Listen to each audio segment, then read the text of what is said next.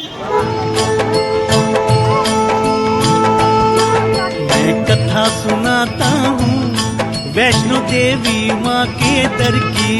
मैं कथा सुनाता हूँ वैष्णो देवी माँ के दर की। मेरी पहाड़ों वाली माँ भक्तों की झोलियाँ भरती। मेरी पहाड़ों वाली माँ भक्तों की झोलियाँ भरती। मैं कथा सुनाता हूँ वैष्णो देवी माँ के दर की। मैं कथा सुनाता हूँ वैष्णो देवी माँ के दर की। जय माता वैष्णो देवी। माता वैष्णो देवी के दर्शनीय स्थल सबसे पहले कौल कंधौली मंदिर, जम्मू से आगे नगरोटा नामक स्थान है। यहाँ भगवती का कौल कंधौली नाम से प्राचीन मंदिर है। कहते हैं यहाँ माता ने स्थानीय बालिकाओं के साथ गेंद क्रीड़ा की थी। जब बालिकाओं को प्यास लगी तो माता ने एक कौली यानी कटोरी को धरती के साथ रगड़ा, वहाँ जल की धारा निकल आई और बालिकाओं की प्यास बुझाई। दूसरा दर्शन देवा माई। यहाँ माता की एक पुजारिन देवा माई ने नियम, श्रद्धा एवं भक्ति पूर्वक देवी माँ की आराधना की थी। उसी देवा माई के नाम पर ये मंदिर प्रसिद्ध है। कटरा, यहाँ बस आकर रुकती है।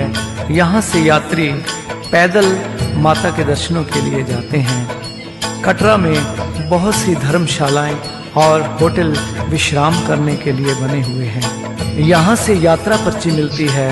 यात्रा पर्ची अगर ना ली जाए तो बाणगंगा से वापस आना पड़ता है। जब कन्या रूपी महाशक्ति इस स्थान से गुजर रही थी तो साथ में लंगूर वीर भी था।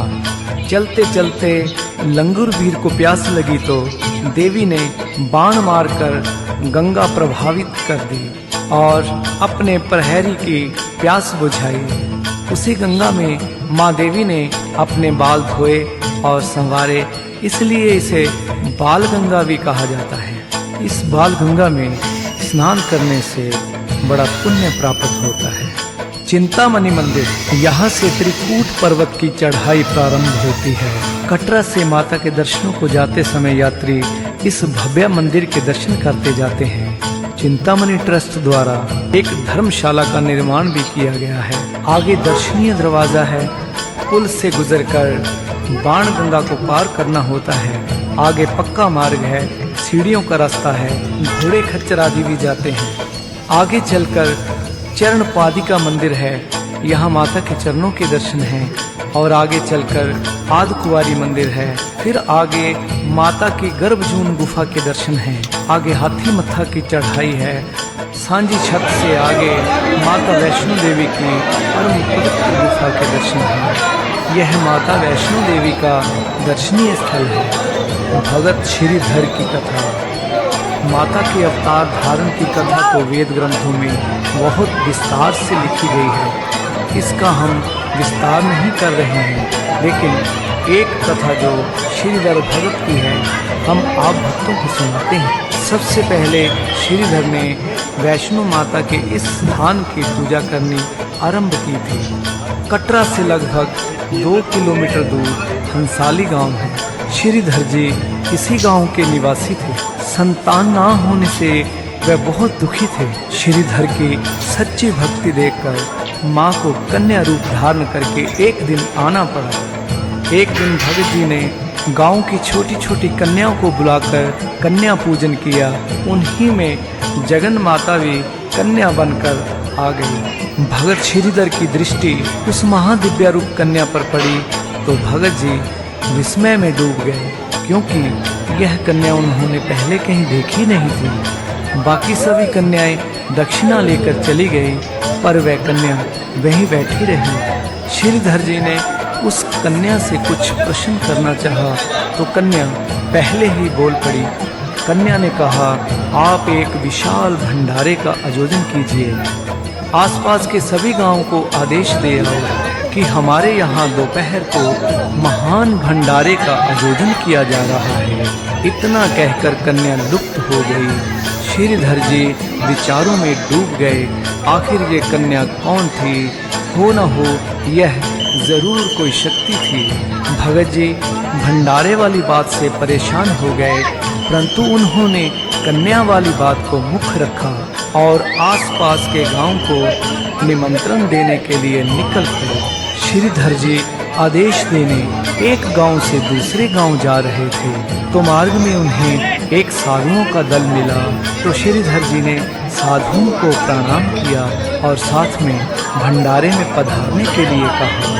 भैरवनाथ जी और उनके 360 चेले दूसरे दिन श्रीधर जी की कुटिया में आ पहुंचे। श्रीधर जी चिंता में डूबे बैठे थे, तो उसी समय वही दिव्य कन्या प्रकट हो गई। तो कन्या ने श्रीधर जी से कहा, जाओ जाकर योगियों से कह दो कि कुटिया में प्रवेश करें। तो भैरवनाथ ने कहा, हम इतने सारे इस छोटी सी कुटिया में कैसे प्रवेश कर सकते हैं? तो कन्या ने कहा, आप चिंता मत करो, आप प्रवेश कीजिए। जब साधुओं का सारा दल उस कुटिया में बैठ गया, तो कुटिया में फिर भी बैठने के लिए जगह बच गई। तो भैरवनाथ सोचने लगा, ये कन्या कोई मामूली कन्या नहीं है, ये तो कोई शक्ति है। भैरवनाथ ने उस कन्या की परीक्षा लेनी चाहिए। जब कन्या सभी भक्तों को भोजन परोस रही थी, तो भैरवनाथ ने कहा, जो ये सारे भक्त भोजन कर रहे हैं, ये भोजन हमें नहीं चाहिए। तो कन्या ने कहा, आपको क्या चाहिए? भैरवनाथ ने कहा, हमें तो मदिरा और मांस चाहिए। उस दिव्य कन्या ने कहा, यह एक ब्राह्मण के घर का भंडारा है, यहाँ वैष्णव भोजन मिलेगा, यहाँ मांस और मदिरा नहीं मिलेगी। तो भैरवनाथ ने क्रोध में आकर उस कन्या को पकड़ना चाहा, तो कन्या अंतर्ध्यान हो गई। भैरवनाथ ने योग विद्या से देखा कि कन्या पवन रूप हो त्रिकूट पर्वत की ओर जा रही है। भैरव ने पीछा किया, वह कन्या दर्शनी दरवाजा, बाणगंगा, चरण पादिका आदि स्थानों से होती हुई आदकुआरी वाले रास्ते गर्भजून में प्रवेश कर गई। गर्भजून में कन्या महाशक्ति ने 9 महीने विश्राम किया। गर्भजून से निकलकर अंत में कन्या मुख्य गुफा में प्रवेश कर गई। माता ने लंगूर वीर को पहरेदार बनाकर खड़ा कर दिया।